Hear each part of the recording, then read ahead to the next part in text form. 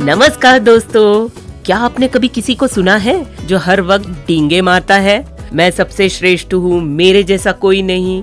लेकिन जब सच्चाई सामने आती है तो उसकी हवा निकल जाती है। तो आज के जातक कथा में भी ऐसा ही कुछ होता है। तो चलिए सुनते हैं भीमसेन जातक की अद्भुत कथा under the Bodhi tree podcast channel पर। श्रावस्ती के जेतवन विहार में एक भिक्षु रहता था जो बहुत डींगे मारता था। वह हर जगह कहता फिरता, मेरे परिवार जैसा कोई नहीं, मेरे घर में सोना चांदी भरा है और मैं राजघराने का हूँ। अन्य भिक्षु जानते थे कि यह सब झूठ है। जब उन्होंने उसकी बातों की जांच की तो पता चला कि जैसा वह बोलता था उसकी परिस्थिति उससे बिल्कुल विपरीत थी। सब भिक्षु संघ ने उसके बारे में चर्चा की। यह भिक्षु तो संघ में आकर भी झूठ बोलता है। और संघ ने यह बात भगवान बुद्ध को बताई। भगवान बुद्ध ने कहा, भिक्षुओं, यह कोई पहली बार नहीं कि इसने यह झूठ बोला हो। पहले भी यह इसी तरह बड़ी बड़ी बातों से लोगों को गुमराह करता था। फिर उन्होंने सुनाई एक जातक कथा। बहुत समय पहले बनारस के राजा ब्रह्मदत्त के समय उत्तर भारत के एक नगर में एक अत्यंत बुद्धिमान युवक रहता था। तक्षशिला में शिक्षा प्राप्त कर वह धनुर्विद्या में निपुण हुआ और चुल्ल धनुर्धर के नाम से जाना जाने लगा। विद्या पूर्ण करने के बाद वह अनुभव प्राप्त करने के लिए आंध्र देश की ओर निकल पड़ा। वह युवक कद में छोटा और टेढ़े मेढ़े शरीर वाला था, लेकिन बेहद बुद्धिमान। उसने सोचा, अगर मैं किसी राजा के सामने जाऊंगा तो वो यही पूछेगा कि इतने छोटे कद का आदमी किस काम का। क्यों न मैं किसी लंबे चौड़े इंसान को मेरे आगे रखूं और उसके सहारे अपनी कला दिखाऊं। यह सोचकर वह बुनकरों के मोहल्ले में चला गया। वहाँ उसने एक विशालकाय बुनकर को देखा और नाम था भीमसेन। उसने पूछा, भाई, इतने बड़े और ताकतवर दिखते हो, फिर बुनाई जैसा काम क्यों करते हो? भीमसेन ने कहा, और क्या करूं, रोजी रोटी का और कोई साधन नहीं मेरे पास। युवक मुस्कुराया और बोला, फिर सुनो, मैं एक बेहतरीन धनुर्धर हूँ। पूरे प्रदेश में मेरा जैसा कोई नहीं, लेकिन मेरा कद देखकर राजा मुझे कभी नहीं अपनाएगा। अगर तुम मेरे साथ चलो और अपने नाम से यह हुनर दिखाओ तो राजा तुम्हें नौकरी देगा। असल काम मैं करूँगा और नाम तुम्हारा होगा और हम दोनों आराम से जिएंगे। भीमसेन ने थोड़ी देर सोचा और बोला, ठीक है दोस्त, जैसा तुम कहो।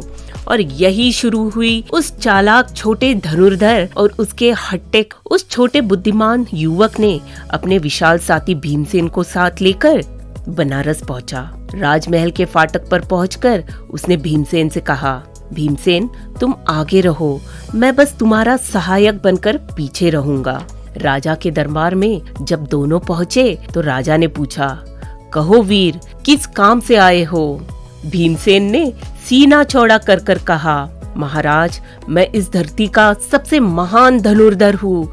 मेरे जैसा तीरंदाज पूरे आर्यव्रत में नहीं मिलेगा। राजा मुस्कुराया, अच्छा, तो तुम्हें कितनी तनख्वाह चाहिए?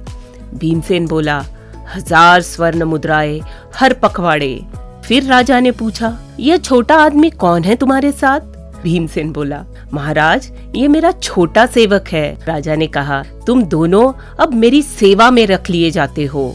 दिखने में बड़ा व्यक्ति आगे था, पर असली बुद्धि और कौशल उस छोटे शांत साथी के भीतर छिपे थे। पर दोस्तों, नाम था भीमसेन, पर गुण? चलिए जानते हैं भीमसेन के गुणों के बारे में। कुछ दिनों बाद खबर आई, जंगल में एक भयानक बाघ लोगों को खा रहा है।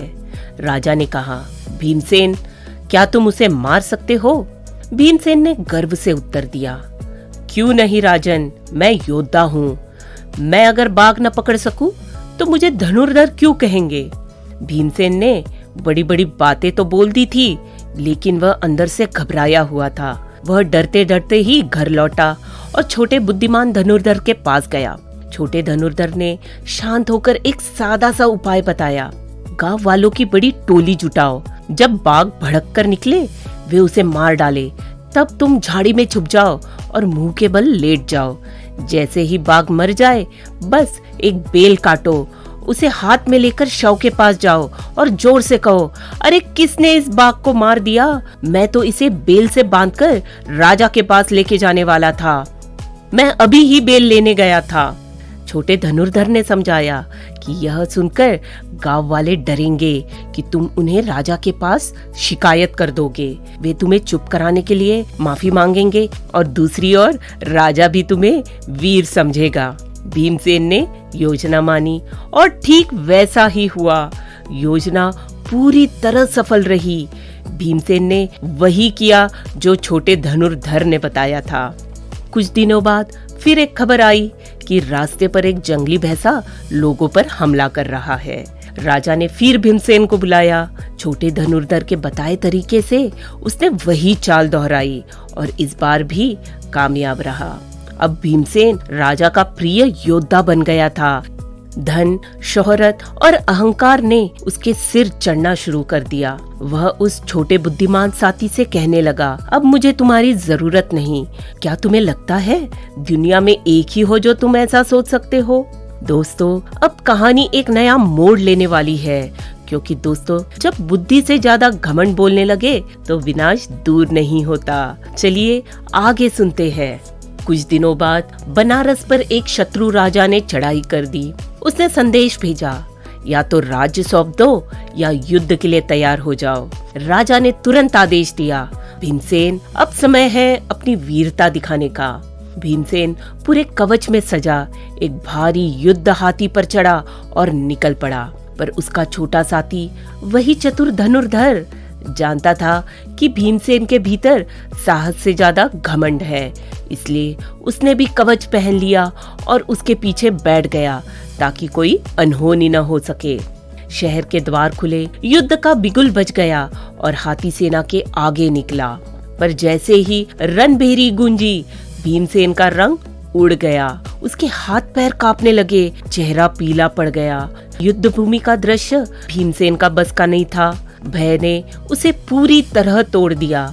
चुल्ल धनुर्धर को भीमसेन की हालत देखी नहीं गई और उसने उसे हाथी से सावधानी से उतरवाया और घर लौटने को कहा। फिर उसने खुद धनुष उठाया, ऊंची गर्जना की और अकेला युद्ध भूमि में कूद पड़ा।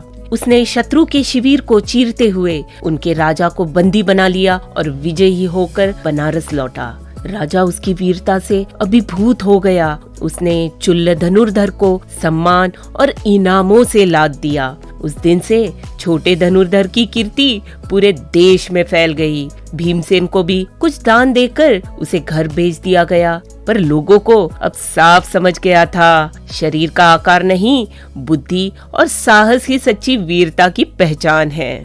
तो दोस्तों, इस जातक कथा से हमने क्या सीखा? यही कि जो घमंड करता है वह अंत में स्वयं ही हंसी का पात्र बन जाता है, क्योंकि शोर हमेशा खोखले ढोल ही करते हैं। तो दोस्तों, कैसी लगी आपको आज की जातक कथा? अगर आपको आज की जातक कथा प्रेरणादायी लगी हो तो जरूर लाइक करें, कमेंट करें और शेयर करें अपने मित्र परिवार के साथ, ताकि भगवान बुद्ध की जातक कथाएं और उनकी अनमोल सीख सभी तक पहुंच सके। मिलती हूँ अगली बार एक नई जातक कथा के साथ।